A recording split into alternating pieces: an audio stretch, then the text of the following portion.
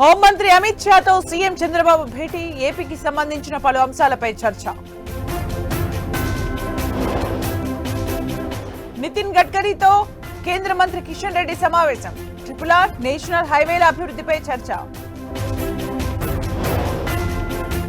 MLA కోట MLC అభ్యర్థిగా కొనిదెల నాగబాబు ఖరారు చేసిన జనసేన అధ్యక్షుడు పవన్ కళ్యాణ్. గాంధీ భవన్ లో మీనాక్షి నటరాజన్ వరుస సమీక్షలు, ఆదిలాబాద్ పెద్దపల్లి నేతలతో సమావేశం.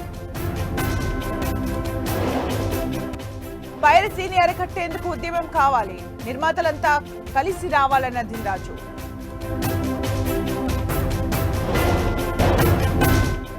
ఎస్పీ ఎమ్మెల్యే అబు అజ్మీ వ్యాఖ్యలపై దుమారం, మహారాష్ట్ర అసెంబ్లీ నుంచి సస్పెన్షన్.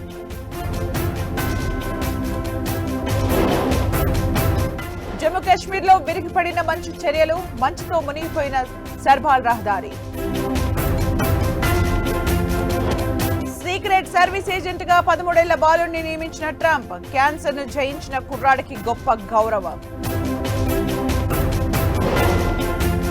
హవాయిలో బద్దలైన అగ్నిపర్వతం, 100 అడుగులకు పైగా ఎగిసిపడుతున్న లావా.